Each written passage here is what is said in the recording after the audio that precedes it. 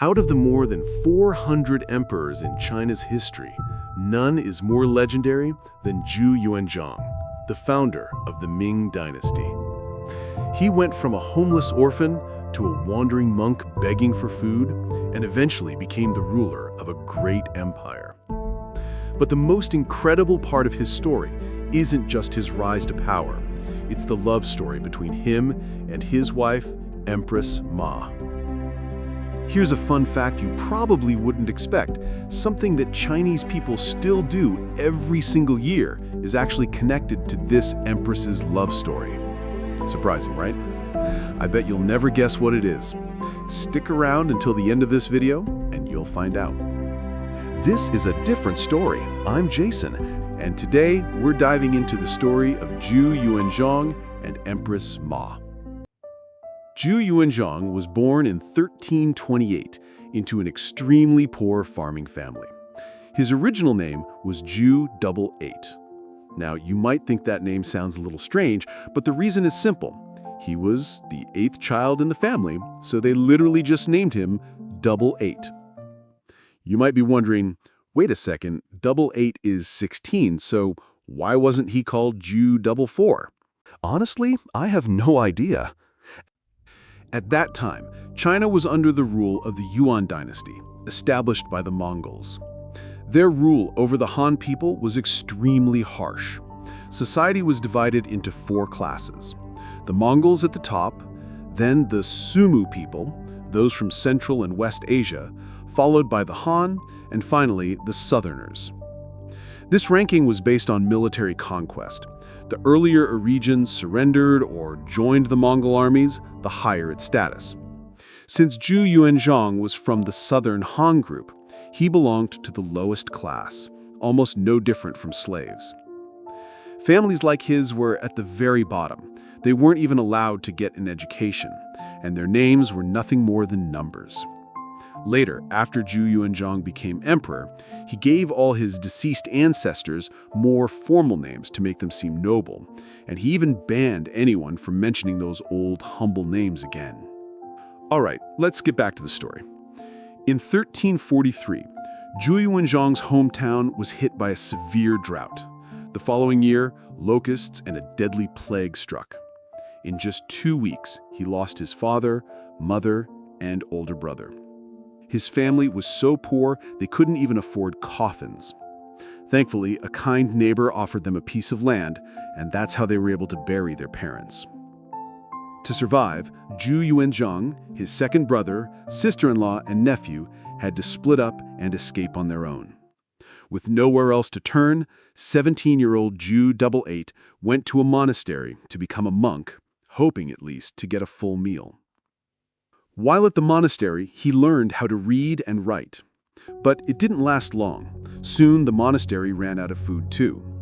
He was forced to leave and beg for alms, wandering from place to place. This harsh period of his life left a deep mark on him, even shaping many of the policies he would later implement as emperor. By the time he was 25 years old, Zhu Yuanzhang joined a rebel army fighting against the Yuan Dynasty. The leader of the group was Guo Zizheng. Zhu Yuanzhang proved himself brave in battle, and, rare for the rebels at the time, he could read and write. This quickly earned him Guo Zizheng's trust and favor. Guo Zizheng valued him so much that he married his adopted daughter Ma Shuying to Zhu Yuanzhang. Around this time, Zhu 88 changed his name to Zhu Yuanzhang, a name that symbolized his new beginning. After getting married, their relationship was very strong. Ma Shuying was kind-hearted and loving, and together they adopted many orphans. But the good times didn't last. Guo Zizheng was naturally suspicious, and when someone falsely accused Zhu Yuanzhang, he imprisoned him and even refused to feed him. Ma Shuying was desperate. She secretly baked some buns, and to keep them hot for her husband, she hid the steaming bread against her chest. By the time she reached him, the skin on her chest was burned red and swollen. Historical records even say it was scorched. Zhu Yuanzhang held the buns, looked at her burn marks, and tears welled up in his eyes. Eventually, Ma Shuying's bravery moved Guo Zhijing's wife, and after she gave a few gifts as well, Zhu Yuanzhang was finally released. From then on, Ma Shuying stayed by his side through battles. Whenever the army ran low on food, she would give him the best rations, quietly eating rough grains herself, even going hungry if necessary. On one occasion, Zhu Yuanzhang was injured on the front lines with enemy troops hot on his heels.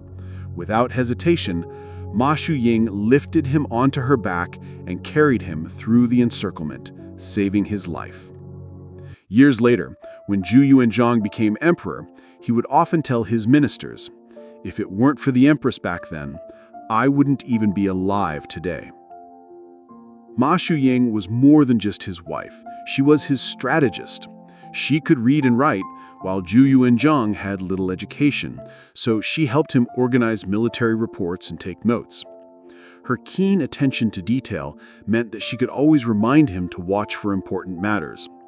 One winter, she noticed that the soldiers' cotton jackets were too thin, so she stayed up all night with the women to make enough warm clothes, ensuring the army stayed strong in the freezing cold. Zhu Yuanzhang deeply relied on this wife who could share hardships with him and also offer sound advice. In 1368, after years of battles, Zhu Yuanzhang founded the Ming Dynasty and made Nanjing the capital. Ma Shuying naturally became the empress. In China, she is also known as the Big-Foot Empress. And you might be wondering why. The answer is heartbreaking. In ancient China, there was a cruel custom for women called foot binding, but Empress Ma escaped this painful practice. Behind this is a sad story, and it also explains how she was able to carry Zhu Yuanzhang on her back to escape danger. For thousands of years in China, small feet were considered beautiful for women. To achieve this, girls had to have their feet tightly bound with cloth from a young age, forcing their feet into unnatural shapes. The process was extremely painful. Jason's great-grandmother even went through it, but Ma Shuying's mother died early, so no one bound her feet, and her feet remained normal. This is also why she could carry Zhu Yuanzhang on her back when needed. But even after becoming empress, Ma Shuying's life wasn't easy. She had to deal with a husband who grew increasingly suspicious and violent. Zhu Yuanzhang was a controversial emperor. Some admired him because he rose from a beggar to the ruler of an empire. Others disliked him, saying he ruled brutally and killed many loyal officials. Because he had become emperor through rebellion, he feared others might rebel too. So, after taking the throne, he carried out numerous purges, killing many of his former comrades in arms. On one occasion, in an effort to strengthen his authority, Zhu Yuanzhang had Hu Weiyang, the prime minister, and his entire family, over 70 people, executed. More than 10,000 people across the country were implicated. Even Song Lian, the crown prince's teacher, was sentenced to death because of his grandson's involvement. Empress Ma, seeing the injustice, tried to intervene. When persuasion failed, she chose to fast in protest and ultimately saved Song Lian's life.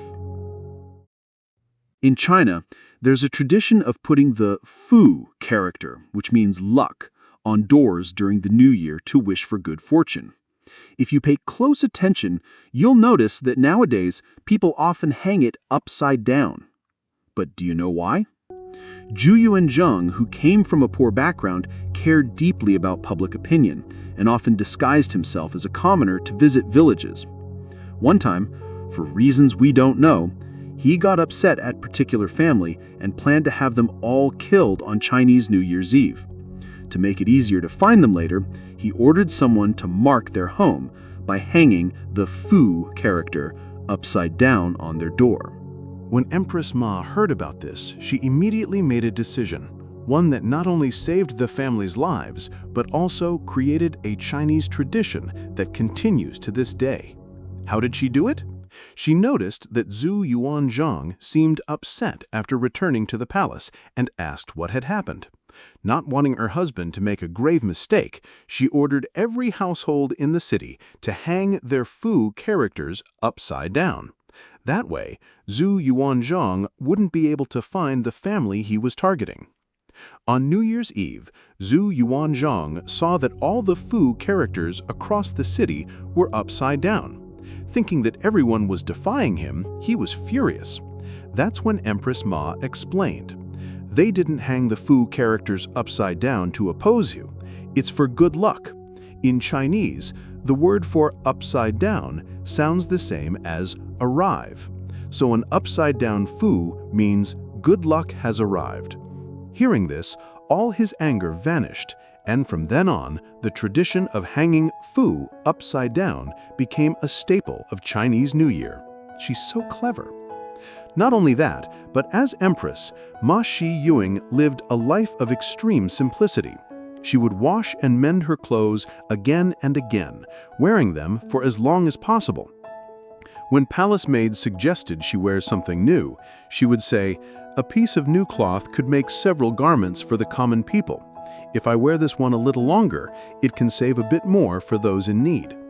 She even planted crops in the palace so that the imperial sons could learn how hard it was to grow food. Seeing her example, Zhu Yuanzhang also curbed his extravagance, and the entire palace became much more frugal. In 1382, Empress Ma fell seriously ill. Zhu Yuanzhang was frantic. He summoned the best doctors in the country and even considered granting a general amnesty to pray for her recovery. But Empress Ma stopped him, saying, "Life and death are determined by fate. How can we let the laws of the land be overturned just for me? The doctors should do their best, and if they can't cure me, don't make things difficult for them." In her final days, Zhu Yuanzhang stayed by her bedside, tears streaming down his face like a child. Weakly, Empress Ma smiled and spoke in fragments. "Your Majesty, be wise. Listen to your ministers. Don't be too harsh. Treat the people well." When Empress Ma passed away, she was only 51 years old. Zhu Yuanzhang held her body in his arms, crying uncontrollably. The same iron-blooded emperor who had faced battles without blinking and executed traitorous officials without hesitation now looked like a child who had lost his anchor. He gave her a grand funeral, even breaking traditional protocol to allow all civil and military officials to mourn her. The people of Nanjing also took to the streets, crying as they bid farewell to the empress who had loved and cared for them like a mother. After Empress Ma passed away, Zhu Yuanzhang seemed like a completely different person. He never appointed another empress. His temper grew even more volatile, and he killed without hesitation.